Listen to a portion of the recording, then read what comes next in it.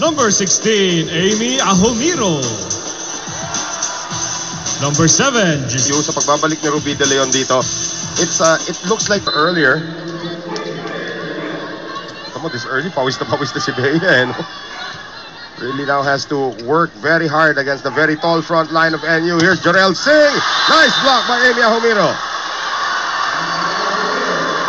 Good block. 23-13. Defensive statement here from the former basketball player turned volleyball player. De Leon serving again. Pablo. De Leon. Din. Nice block again by Ahomiro. Sends it up. Singh out of position. Tinawid. De Leon. Tan on the quick. Amy did not get it across. So Again, another error. Na naman para dito sa Ateneo. Well, now that gives a total. Bea De Leon. Ateneo now with a 4-point lead. De Leon sends it over to Jorel Singh. Over the defense. Nandun naman si Giselle Tan. Maraginot. Habol si Urdas. Pablo gives it up. Valdez. Tan. Ahomiro. And that's what we need to see more from Ateneo, yung kanilang mga quick attacks. Roger Gorayev. Westuhan and the job of Pia General ang pinag-uusapan dito after that great off the serve.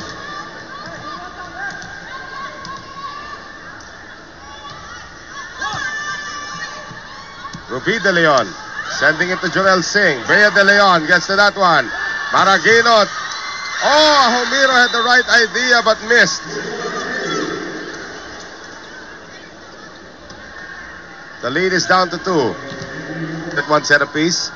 Joanna Maraginot has also played well here in the second set. It's a good serve. Ruby. Myla Pablo denied by Amy Ahomiro.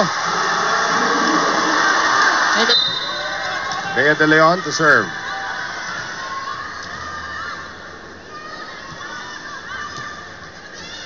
Ruby. Pablo gives it up. Tano, what a play! No blockers para dito sa Lady Bulldogs.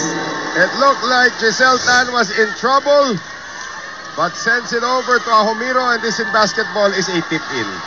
Hindi naman makikita natin ang advantage. Ito naman sa akin ni Coach Roger na na-late daw ang Lady Bulldogs sa pagbawi kanina sa second set. Now aside from reception, ang nakitang butas ni Coach Roger ay hirap na hirap daw silang bumalik sa laro pagkatapos umerror. Sabi niya nga, konting pagkakamali, learn from it at imbes na mag-sorry pa, labanan ninyo. Noel and Ivy? That's actually the correct attitude as we have our first look now at Kayla Chanko Williams, who's seeing her first action now for Ateneo. And General saves that. Looking for a net violation. Coach Roger Gorayev. Maraginot. De Jesus. Tan. Ahomiro. Sabi ni Coach Roger, oh. yeah, he was really feels so strongly about that dapat may net violation error called. Let's take a look at the attack here coming from Amy Ahomiro. Again, minsan nakakalimutan pa rin ng Ruby. Amy Ahomiro is now connecting consistently with Giselle Tan.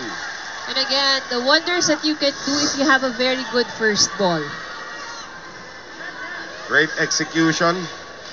For public chat, just go to the public chats tab sa inyong Viber app and search and start following Volley Friends. Siguradong good vibes when you catch their ultra fun kakulitan service error against Ateneo. That's already the third serve. Williams. Here is Eliza Valdez, single block there coming from Jaja. Ahomiro! And again, General too deep again.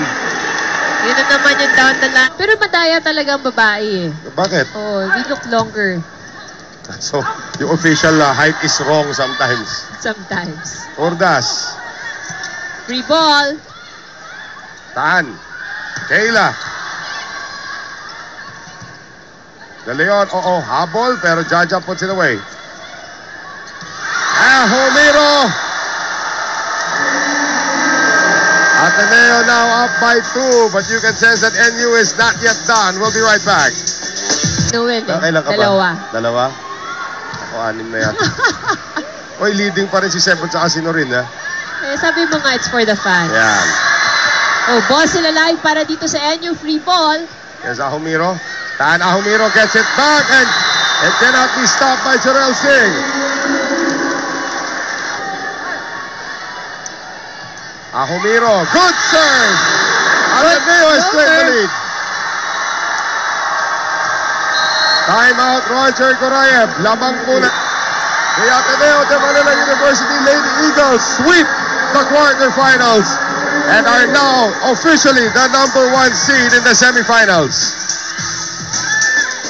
And the National University finishing as the number 2 seed.